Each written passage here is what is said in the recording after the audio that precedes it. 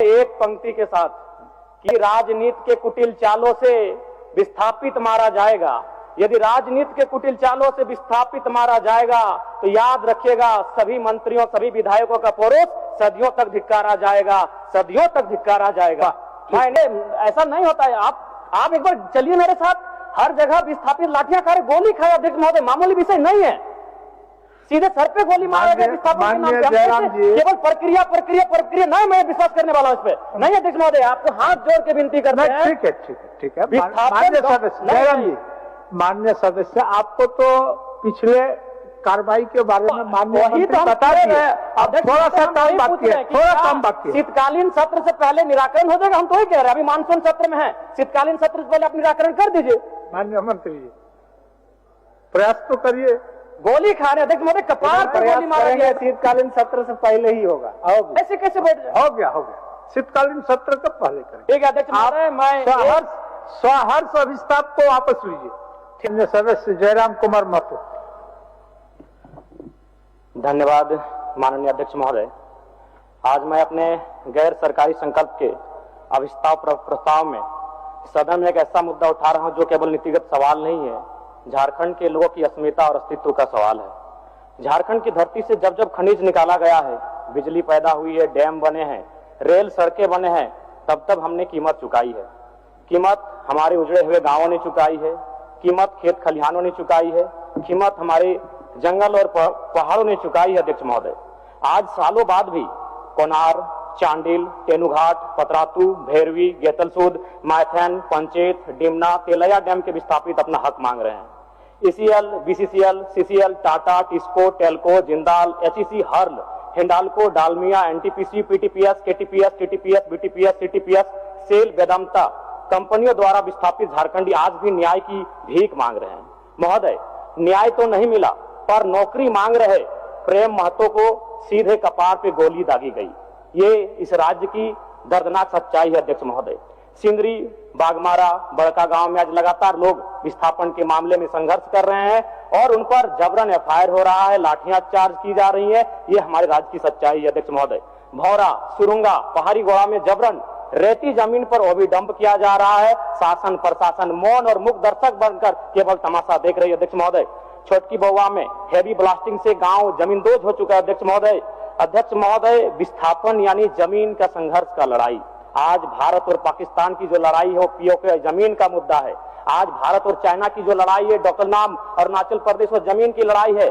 आज इजराइल और फिलिस्तीन की जो लड़ाई है, गाजा पट्टी की लड़ाई, वो जमीन की लड़ाई है। आज ईरान और इजराइल की जो लड़ाई है अध्यक्ष महोदय, वो जमीन की लड़ाई है। आज यूक्रेन और रसिया की जो लड़ाई है, क्राइमिया, वो जमीन की लड़ाई है। अध्यक्ष महोदय, यानी आज समझ सकते हैं विस्थापन एक कैसा दर्द है जिसकी लड़ाई आज झारखंड का कोना कोना यहाँ के जनमानस लड़ रहे हैं, चाहे वो एनटीपीसी से हो, गोंदलपुरा हो या गोड्डा का अडानी पावर प्लांट हो।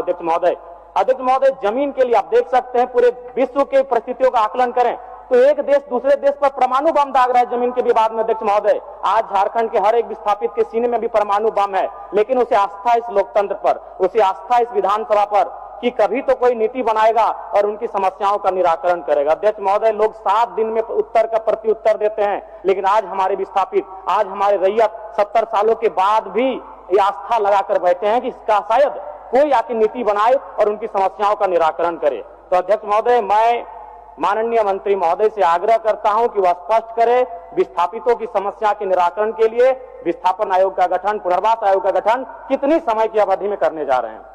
माननीय मंत्री जी।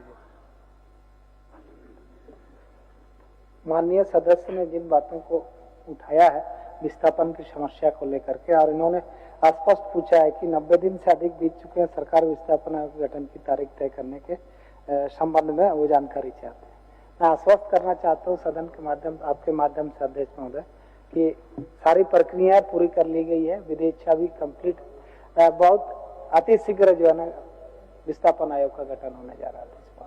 इसलिए माननीय सदस्य आग्रह करेंगे कि अभिस्ताव को वापस लें। अध्यक्ष महोदय, मैं आपको जानकारी दे दूं कि आज से ठीक 3 महीना पहले बजट सत्र चल रहा था और उसी बजट सत्र में हमारे माननीय विधायक जी बैठे हैं रोशनलाल चौधरी बड़का गांव से, इन्होंने यही प्रश्न किया था और माननीय मंत्री महोदय का उत्तर था 90 दिनों के अंदर विस्थापन आयोग का गठन किया जाएगा।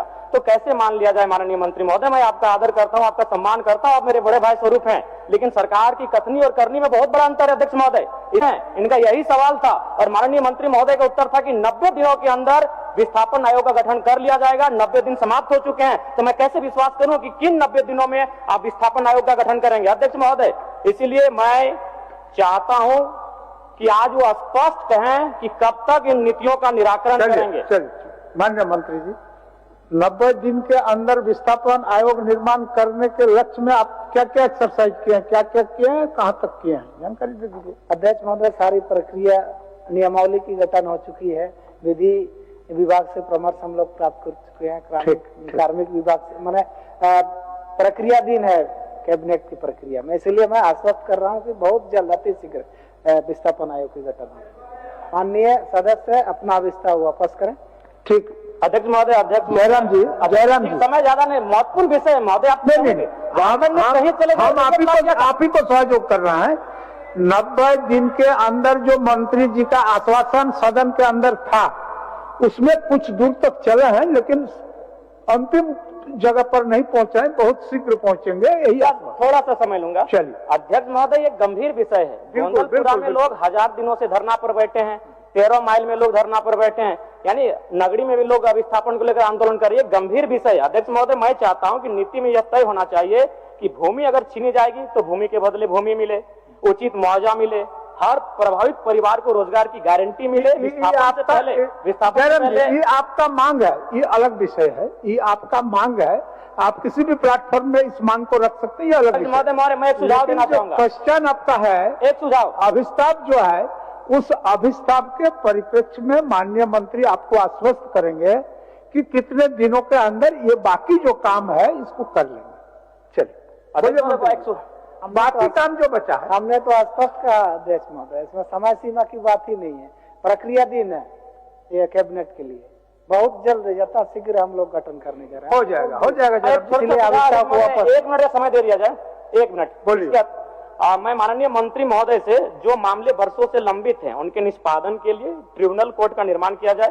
भारतीय संविधान अनुच्छेद 323B संसद और विधानमंडल को कुछ विशेष विषयों जैसे भूमि सुधार, औद्योगिक विवाद, विदेशी मुद्रा जैसे संबंधित विवादों के निराकरण के लिए। माननीय सदस्य, आपका गैर संकल्प में जो विषय आपने लिखा है उसी के बारे में बोलिए, ये आपका अलग विषय है, रिलेटेड है। हाँ नहीं, ठीक है। ट्रिब्यूनल का सम्मान भूमि विवाद से है, विस्थापन से है। इसमें आपको एब्स्ट्रैक्ट जो मैंने आप चीज लिखे हैं उसी पर वो जवाब देंगे। रिलेटेड और विषय देखिए, भूमि विवाद ये अनुसूची, आप राज्य जो सूची है उसमें 17 का धारा सेक्शन में है कि वो सरकार, राज्य सरकार उस पर कानून बना सकती है। तो मैं समझ नहीं आ रहा कि माननीय मंत्री महोदय पिछली बार भी 90 दिन का समय मांगे थे, मान्य जिस विषय को बोल रहे हैं वही विषय को लाए थे हमारा रजक जी, उमाकांत रजक जी, और उसी पर थोड़ा सा भिन्न था वो।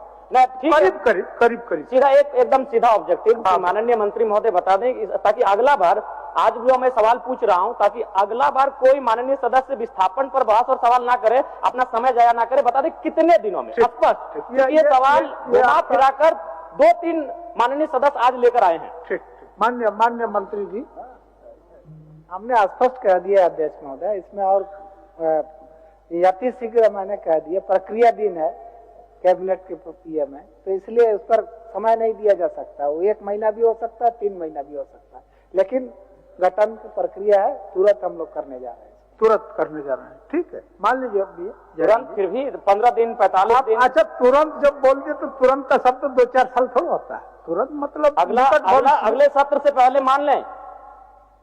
अगले सत्र जब हम लोग शीतकालीन सत्र में सदन में बैठेंगे, उससे पहले हम मान लें कि माननीय मंत्री महोदय निराकरण हो जाएगा, विस्थापन आयोग का गठन हो जाएगा। करने जा रहे हैं राज्य हित में, आपकी भी चिंता और भी माननीय सदस्यों की चिंता को विशेष ध्यान देते हुए इस राज्य में लाखों लोग जो विस्थापित हुए उनके साथ न्याय हो। सरकार गंभीर है और हम लोग गठन करने जा रहे हैं, इसलिए आप इस को वापस करें। माननीय अध्यक्ष महोदय, ऐसा नहीं होता है। आप एक बार चलिए मेरे साथ, हर जगह विस्थापित लाठियां खाए, गोली खाए अध्यक्ष महोदय, मामूली विषय नहीं है। सीधे सर पे गोली मारा गया विस्थापन के नाम माननीय पे। जयराम जी। केवल प्रक्रिया नहीं, मैं विश्वास करने वाला हूं इस पे नहीं। अध्यक्ष महोदय, आपको हाथ जोड़ के विनती करते हैं।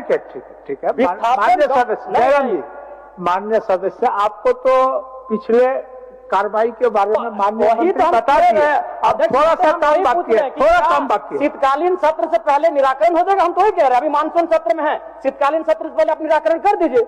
माननीय मंत्री जी, प्रयास तो करिए। गोली खा रहे अध्यक्ष महोदय, कपार पर गोली मारा गया। शीतकालीन सत्र से पहले ही होगा। आओगे? ऐसे कैसे बैठ जाए? हो गया शीतकालीन सत्र कब पहले करें? ठीक है अध्यक्ष महोदय, मैं स्वहर्ष अभिस्ताप को वापस लीजिए। ठीक है अध्यक्ष महोदय, एक पंक्ति के साथ कि यदि राजनीति के कुटिल चालों से विस्थापित मारा जाएगा, यदि राजनीति के कुटिल चालों से विस्थापित मारा जाएगा तो याद रखिएगा, सभी मंत्रियों सभी विधायकों का परोस सदियों तक धिक्कारा जाएगा, सदियों तक धिक्कारा जाएगा। मैं इन्हीं शब्दों के साथ अपने अभिस्ताव प्रस्ताव को वापस लेता हूं। माननीय सदस्य, क्या है?